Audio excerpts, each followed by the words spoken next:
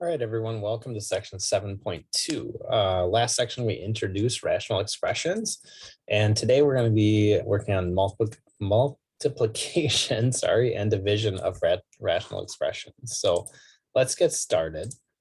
So basically, to begin with, we're going to review multiplication and division of fractions, and that's going to lead us into multiplying and dividing rational expressions. So a few examples here to kind of get us started.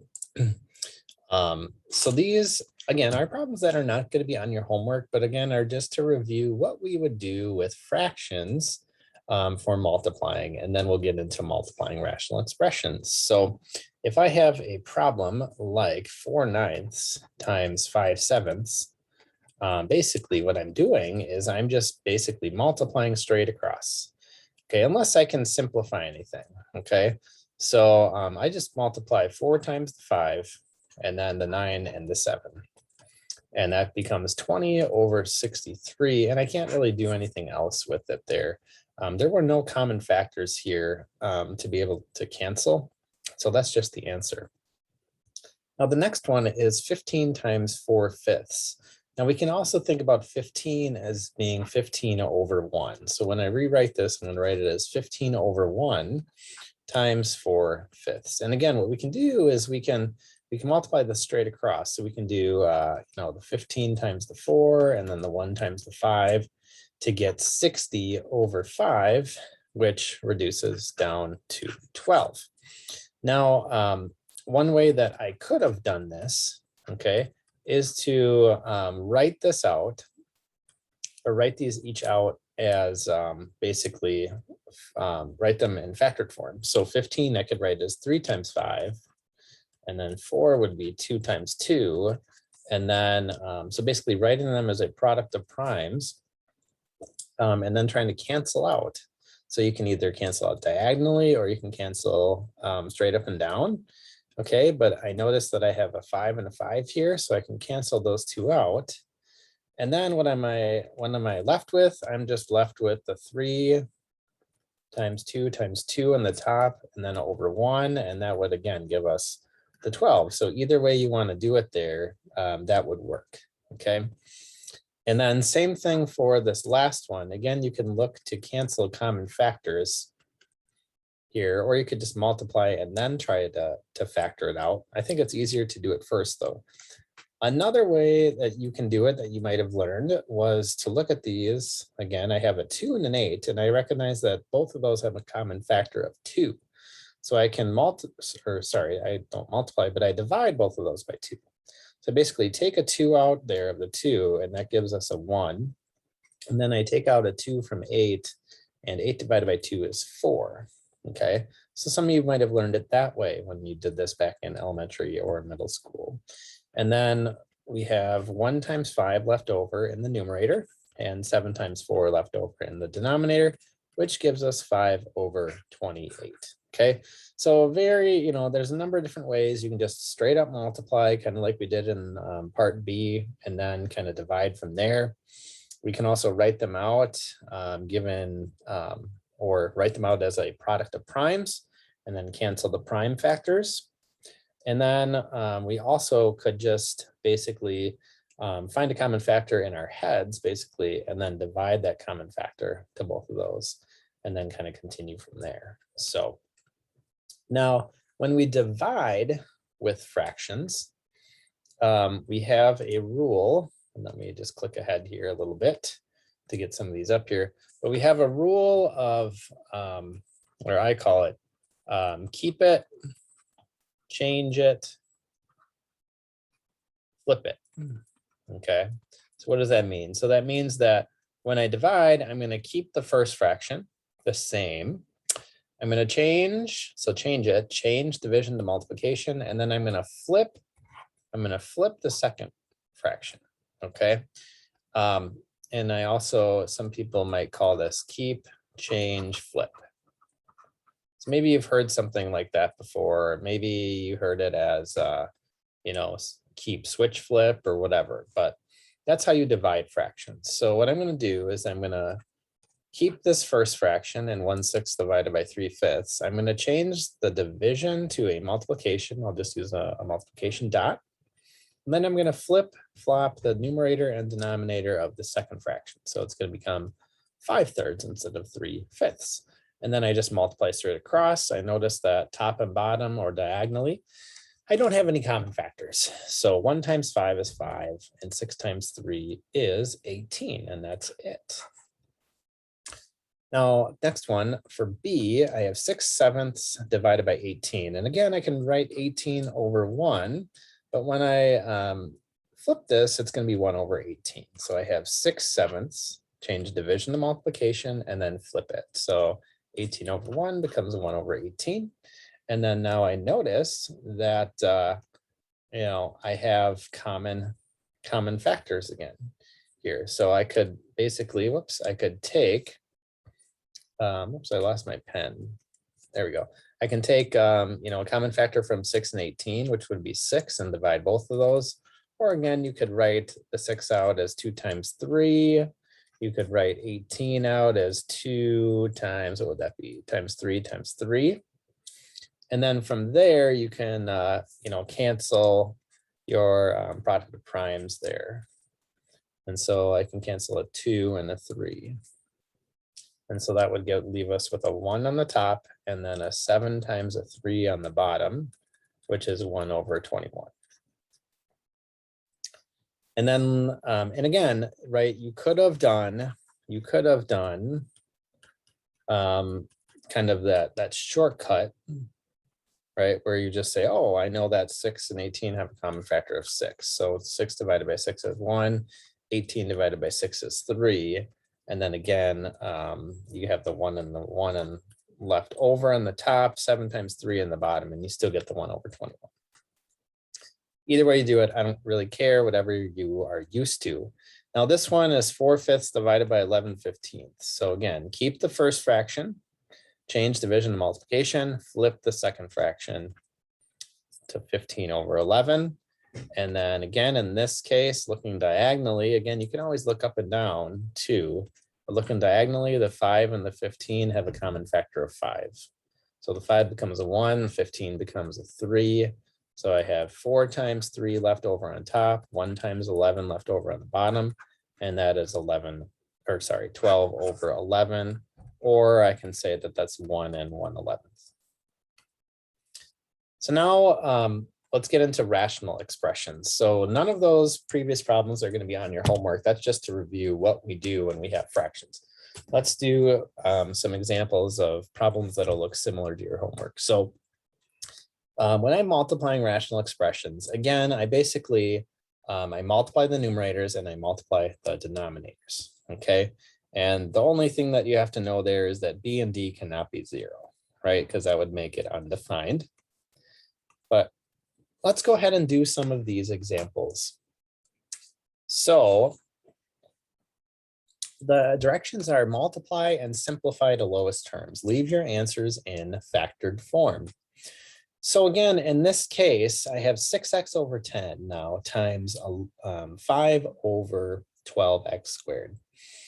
And again, you can take that shortcut as, you can look diagonally, you can look up and down, whatever, to be able to cancel. So I could look at the 6 and the 10 and say, oh, those two have a common factor of 2. And I could divide the 6 and the 10 by 2 each to have a 3 and a 5 left over. Or I could look at the 6 and the 12 and I could divide 6 by 6 to get a 1, 12 by 6 to get a 2, and whatever. And then I have these x's to deal with. And we deal with those separately, okay? So if I have an x and I have an x squared, I can cancel an x and then one of these, because x squared is the same thing, remember, as x times x, right? Whereas 2x is the same thing as, well, 2 times x, okay? So don't get an x squared confused with 2x, right? Whereas, 2 plus x is definitely going to be very different. We can't do anything with that. It's still just going to be 2 plus x. But here, I'm going to try this one first. And I'll probably mostly do this. I'm going to factor these as kind of product of primes. So again, when I say product of primes, I mean, write them out as, write out your your expressions or your coefficients, whatever, as prime numbers, right? So if I were to write 50 out as the product of the primes, I know 50 is the same thing as 2 times 25. 25 is 5 times 5. So I would write 2 times 5 times 5, or I could also write 2 times 5 squared, right? That's what I'm going to do with these. I'm going to write them out. So 6 is the same thing as 2 times 3. Then I have that x there at the end. And then 10 is the same thing as 2 times 5.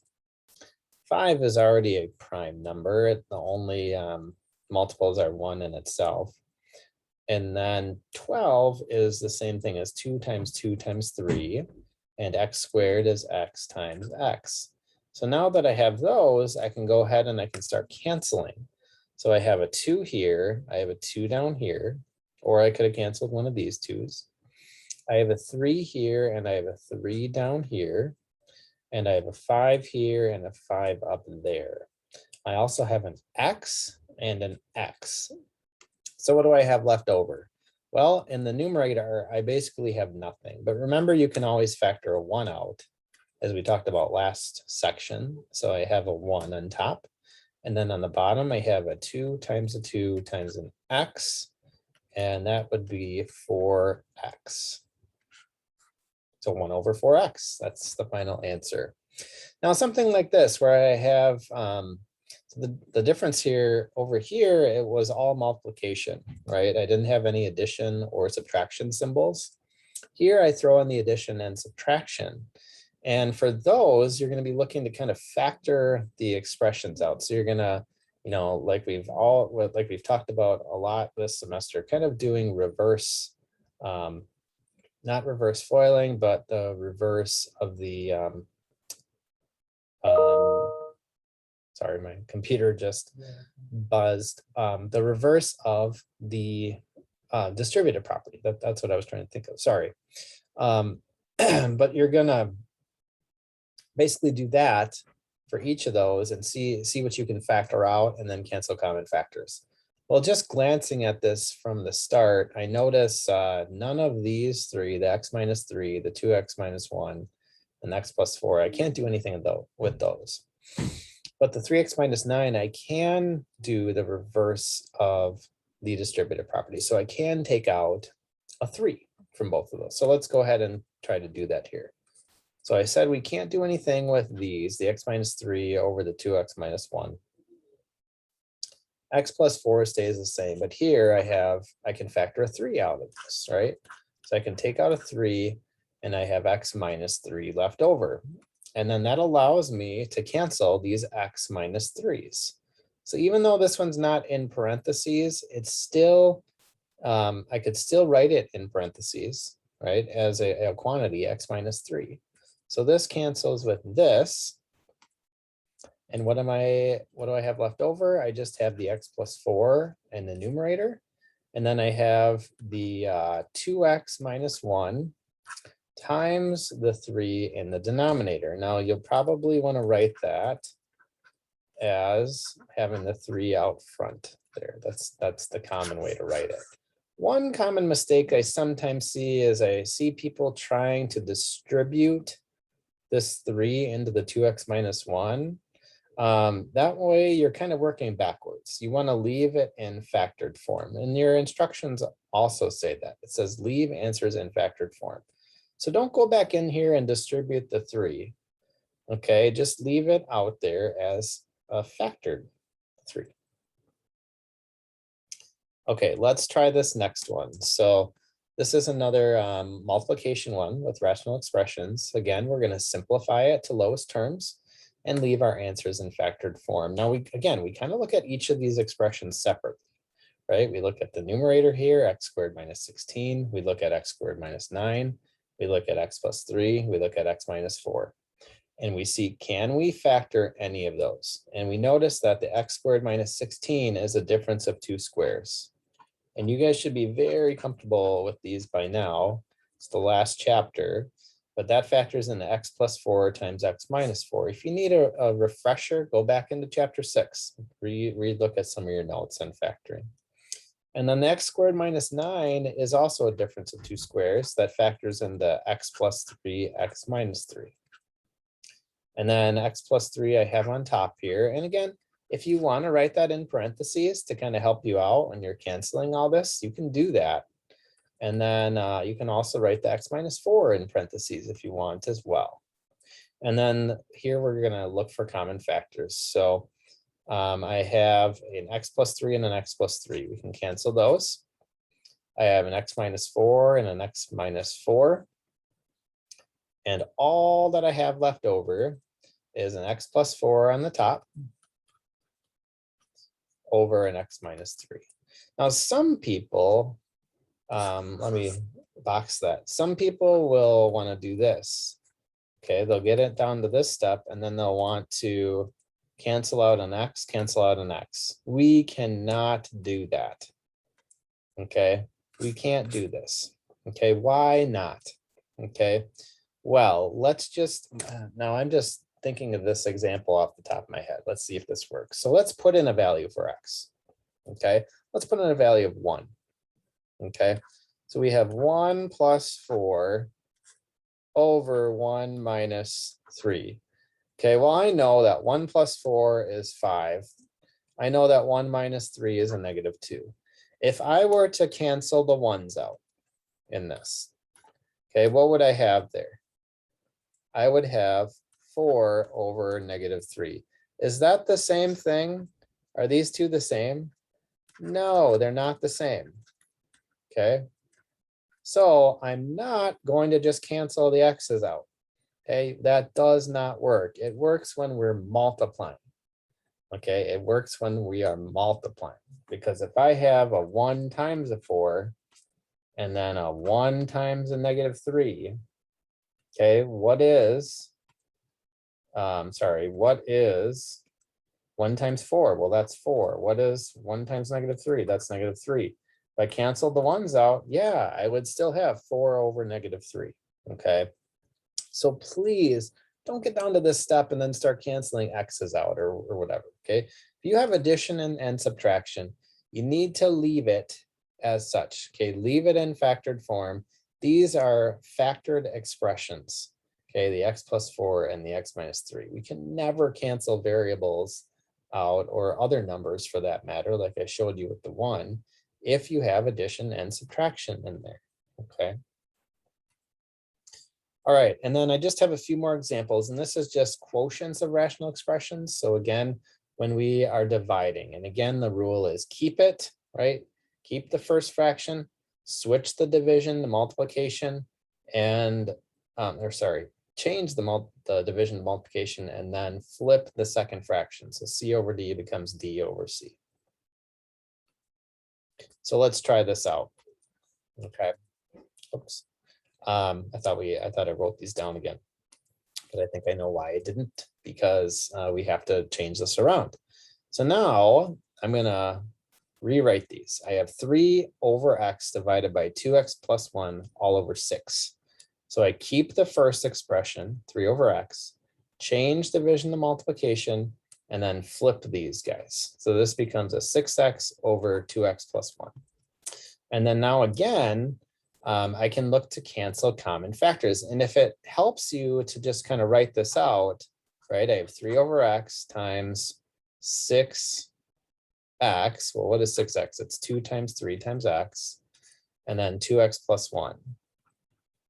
Okay, that's its own separate expression. Now I can cancel commons. All I can cancel here is an x and an x. Some people will want to cancel these 3's, but remember, 1 has to be on the top. Doesn't matter where. 1 has to be on the bottom. Okay, we can't just cancel sideways like this. So don't go and cancel these 3's out. Okay, that's not something that we can do. And so on the top, I'm left with 2 times 3 times 3. And on the bottom, I have that 2x plus 1. 2 times 3 is 6. 6 times 3 is 18. All over 2x plus 1. So 18 over 2x plus 1. And then this one, let's rewrite this. So I have x squared minus 16 over x squared minus 2x minus 8.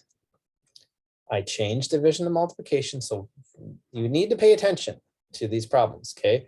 If it's division, you have to change it to multiplication, and then you flip the second rational expression. So this one becomes x plus 2 over x plus 4. Now I recognize over here, after I kind of rewrote it, and I flipped this guy, right? We're going to flip these, that x squared minus 16 is a difference of squares. And that's, again, x plus 4 times x minus 4. And then this is a trinomial, and this is going to factor into, let's see, factors of -8 that add to -2 would be a -4 and a +2. So I have x minus 4 and an x plus 2. And then over here, I have another x plus 2 and an x plus 4. And again, if you want to, you can write these in parentheses if that helps you out. And we start to cancel. So I can cancel these x minus 4s. One's on the top, one's on the bottom. I can cancel these guys, the x plus 4 and the x plus 4. And some of you are like, oh, wait, well, what are you doing? You just said that you can't cancel when we have addition and subtraction, right? I said that, kind of back here. Okay, this is different because these are entire rational expressions. Okay, these are x plus 4. Remember, I can write this as an x plus 4 in parentheses as well.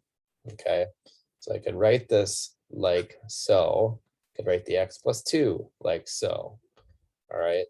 And, actually, let me go back for a second. Maybe that would help if we go back to something like this, right? Where, oops, I need a pen. There we go. Where you have, this x plus 4 and the x minus 3, I can write this in parentheses. And now do you see why we can't, another reason you can't cancel these x's? Because they're kind of trapped in there, right? Now, let's get back to our example and let's finish canceling. I cancel the x minus 4s, I cancel the x plus 4s, I can cancel the x plus 2s, and look at that, I'm left with nothing. Well, really, it's a 1 over 1, which is equal to 1. Okay, remember, we can always factor out a 1. I could have factored out a 1 here from the x plus 2. I could have factored out a 1 from the x plus 4, and that's where we get the 1 over 1 left over. So, guys, that is all for section 7.2. In later sections, we're going to get into adding and subtracting radical expressions, and that's when we're going to need the common denominator for those. So you don't need a common denominator when you multiply and divide. We've already established that, but we'll work on that for next time starting in 7.3. So we'll see you then.